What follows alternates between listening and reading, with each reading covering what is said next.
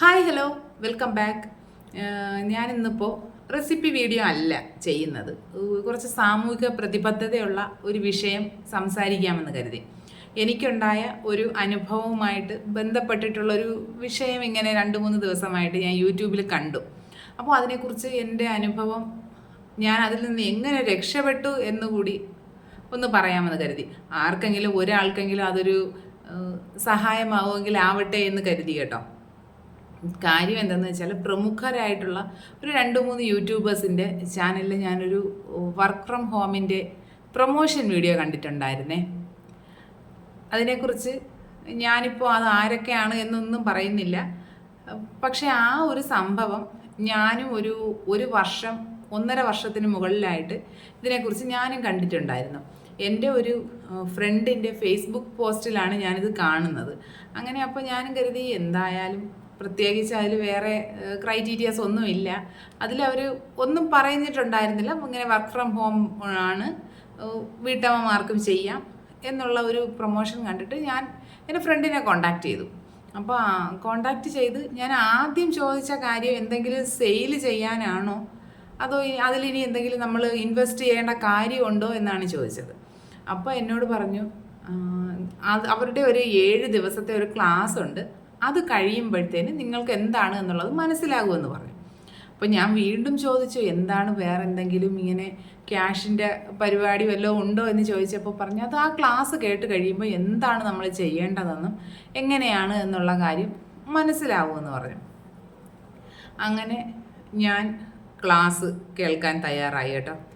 7 ദിവസം zoom meeting വഴി class നടത്തും. ഏകദേശം 1 മണിക്കൂറോളമൊക്കെ നമ്മൾ അതിനായിട്ട് ചിലവിടേണ്ടി വരും. ആ ക്ലാസ്സിൽ ഞാൻ എന്തോ ഭയങ്കര സംഭവമായിരിക്കും എന്ന് പറഞ്ഞൊക്കെയാണ് ഞാൻ കരുതിയത്. അപ്പോൾ അമേരിക്കൻ ബേസ്ഡ് കമ്പനിയാണെന്ന് പറഞ്ഞ് ആദ്യം ഇതിൽ കുറേ വിജയിച്ച ആൾക്കാർ എന്ന് പറഞ്ഞിട്ട് കുറച്ച് പേരെ കൊണ്ടുവന്ന് പരിചയപ്പെടുത്തും. പിന്നെ നമ്മുടെ ഈ വാട്സപ്പിലേക്ക് പിന്നെ കണ്ടിന്യൂസ് ആയിട്ട് ഇങ്ങനെ ഓരോരുത്തർക്ക് മന്ത്ലി ഇൻകം വരുന്നതും എന്തൊക്കെയാണ്, കാറ് കിട്ടി, ഫ്ലാറ്റ് കിട്ടി എന്ന് പറഞ്ഞിട്ട് ഒരുപാട് മെസ്സേജസ് നമുക്ക് വാട്സപ്പിൽ വരും. കമ്പനിയുടെ പേര് പറഞ്ഞില്ലല്ലോ, ഫോറെവർ ലിവിങ് എന്ന് പറഞ്ഞിട്ടൊരു കമ്പനിയാണ് എന്നാണ്. അപ്പോൾ FE03 എന്നാണ് ഇതിൽ പറയുക. അപ്പോൾ ആദ്യത്തെ ഒരു ദിവസത്തെ ക്ലാസ്സിൽ പറയില്ല, 2 3 അങ്ങനെ ഒരു ദിവസത്തെ ക്ലാസ്സിലും പറയില്ല. അവസാനം 7ാമത്തെ ദിവസത്തെ ക്ലാസ് ആകുമ്പോഴാണ് പറയുന്നത്, നമുക്ക് അതിലേക്ക് ചേരണമെങ്കിൽ ഒരു ഇൻവെസ്റ്റ്മെൻറ്റ് വേണം. അതിനായിട്ട് ഞാനന്ന് ചെയ്യുന്ന സമയത്ത് എന്നോട് പറഞ്ഞത് ഒന്നുകിൽ 5,000 അല്ലെങ്കിൽ 25,000, ഇങ്ങനെ 2 പ്ലാനാണുള്ളത്.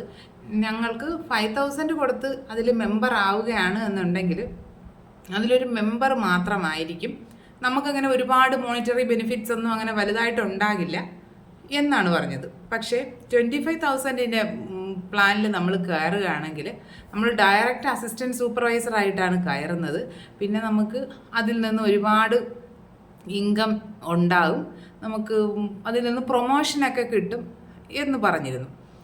എന്നിട്ട് പിന്നെ നമ്മൾ ഈ 5-6 ദിവസം കൊണ്ട് നന്നായിട്ട് നമ്മളെ അവർ ബ്രെയിൻ വാഷ് ചെയ്യും. അവരുടെ ഈ ക്ലാസ്സുകൾ കേട്ട് നമുക്ക് തന്നെ ഒരു ഇൻട്രസ്റ്റ് തോന്നും, നമുക്കതിലേക്കൊന്ന് ആയാൽ എന്ത് എന്ന് നമ്മൾ ചിന്തിച്ചു പോകും. അവരുടെ പ്രോഡക്ട്സുകളെന്ന് പറയുന്നത് ഒരുപാട് അലോവേര ഉണ്ട്, അലോവേരയുടെ പ്രോഡക്റ്റ്സ് ഉണ്ട്, ഹണി ഉണ്ട്, പിന്നെ വേറെ എന്തൊക്കെയോ കുറേ മെഡിസിനൽ പ്രോഡക്ട്സ് ആയിട്ടൊക്കെ കുറേ സാധനങ്ങൾ പറയുന്നുണ്ട്. പിന്നെ ഈ അലോവേര നമ്മുടെ വീടുകളിലൊക്കെ ഒരുപാട് പിടിക്കും, പക്ഷെ അങ്ങനെയല്ലെന്ന്. അലോവേര അങ്ങനെയല്ല വളർത്താനുള്ളത്. അലോവേര അവർ പറയുന്നതൊക്കെ കേട്ടാൽ സത്യം പറയാമല്ലോ, എനിക്കതൊക്കെ കേട്ടിട്ട് ഒരുപാട് ചിരി വന്നു കേട്ടോ. എന്ന് വെച്ചാൽ ഈ അലോവേര പൊല്യൂഷനൊന്നും ഉണ്ടാകാത്ത സ്ഥലത്ത് വേണം കൃഷി ചെയ്യാൻ.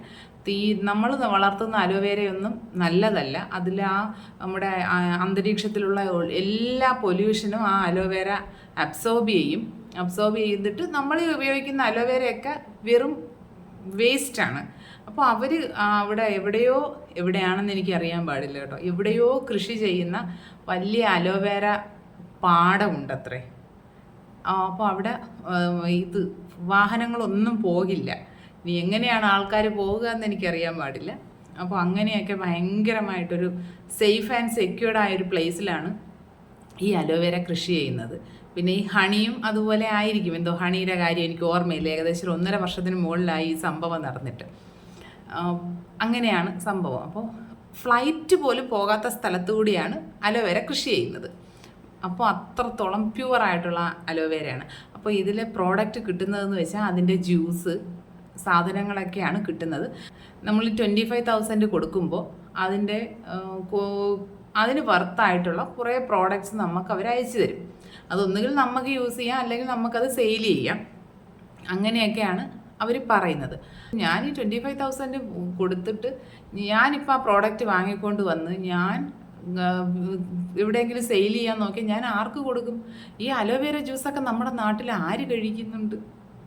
അപ്പോൾ ഞാൻ ആർക്ക് കൊടുക്കും? ഇത്രയൊക്കെ ഞാൻ ചിന്തിച്ചിട്ടും എനിക്കൊരു മോഹം ഉണ്ടായിരുന്നു കേട്ടോ, അതിലേക്കൊന്ന് ചേർന്നാൽ എന്ത് എന്ന് എനിക്ക് മോഹം ഉണ്ടായിരുന്നു. അപ്പം ഞാൻ ഇതേപോലെ ഹസ്ബൻഡിനോട് സംസാരിച്ചപ്പോൾ പുള്ളിക്കാരനാണ് എന്നെ നന്നായിട്ട് ബ്രെയിൻ വാഷ് ചെയ്ത് അതിൽ നിന്ന് മാറ്റിയെടുത്തത്.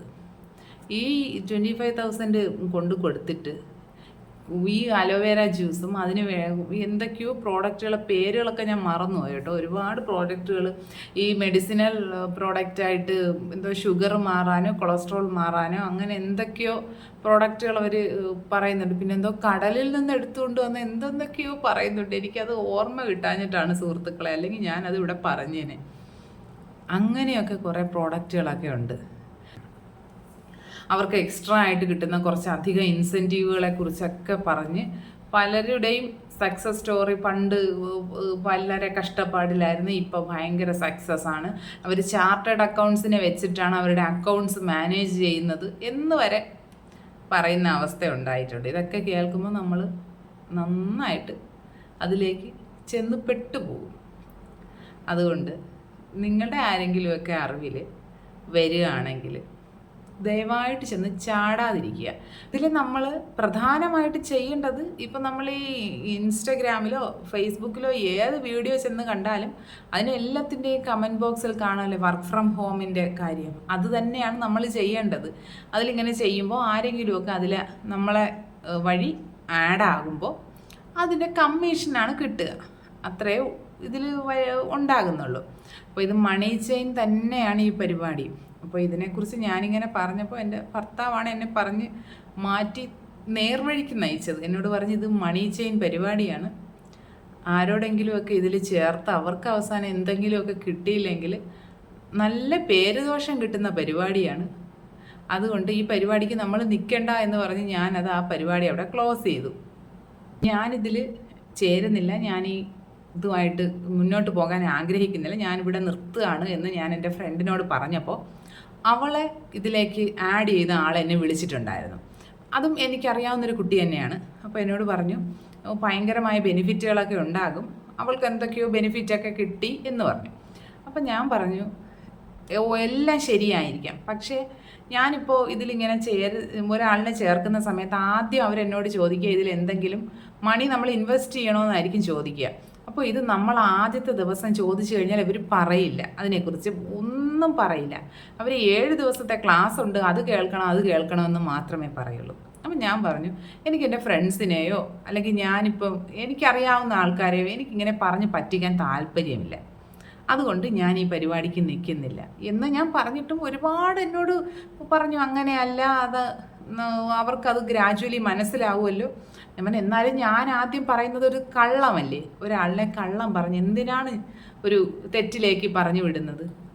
പിന്നെയും നമ്മുടെ മുഖത്ത് അവർ നോക്കുമ്പോൾ മനസ്സിലൊരു വിദ്വേഷം വെച്ചുകൊണ്ട് നോക്കാനുള്ളൊരു അവസ്ഥ വരുത്തരുത് എന്നെനിക്ക് വലിയൊരു ഇതുള്ളത് കൊണ്ട് ഞാനിത് ഇവിടെ വെച്ച് നിർത്തുകയാണെന്ന് ഞാൻ പറഞ്ഞിട്ടുണ്ടായിരുന്നേ. ഞാൻ എന്തായാലും അതിൽ നിന്ന് രക്ഷപ്പെട്ടു പോന്നു. ആരെങ്കിലുമൊക്കെ നിങ്ങളെ ഇങ്ങനെ വർക്ക് ഫ്രം ഹോമിൻ്റെ കാര്യം പറഞ്ഞിട്ട് സമീപിക്കുന്നുണ്ടെങ്കിൽ അതിലേക്ക് ചെന്ന് വീഴാതിരിക്കുക. അത് ചെയ്യാൻ പറ്റുന്ന പണിയല്ല. നമ്മൾ ഒരാളിനെ പറഞ്ഞ് പറ്റിച്ചാണ് നമ്മൾ ഇതിലേക്ക് ചേർക്കുന്നത്. അതൊരു മണി ചെയിൻ പരിപാടി തന്നെയാണ്. ഇതൊക്കെ വെറും സ്കാം ആയിട്ടുള്ള പരിപാടികളാണ്. ഞാൻ എന്തായാലും രക്ഷപ്പെട്ടു. അപ്പോൾ എൻ്റെ ഒരു അനുഭവം പറയണമല്ലോ, അതിൽ നിന്ന് ഒരാളെങ്കിലും രക്ഷപ്പെടുന്നെങ്കിൽ രക്ഷപ്പെട്ടോട്ടെ. അപ്പോൾ ഇന്നത്തെ വീഡിയോ ഇത്രയാണുള്ളത്. വീഡിയോസൊക്കെ ഇഷ്ടമാകുന്നുണ്ടെങ്കിൽ ചാനൽ സബ്സ്ക്രൈബ് ചെയ്ത് സപ്പോർട്ട് ചെയ്യുക, വീഡിയോസ് ലൈക്ക് ചെയ്യുക, കമൻറ്റ് ചെയ്യുക, ഷെയർ ചെയ്യുക. ഇനി നമുക്ക് മറ്റൊരു അടിപൊളി വീഡിയോ ആയിട്ട് ഉടനെ തന്നെ കാണാം. അതുവരെ ബൈ.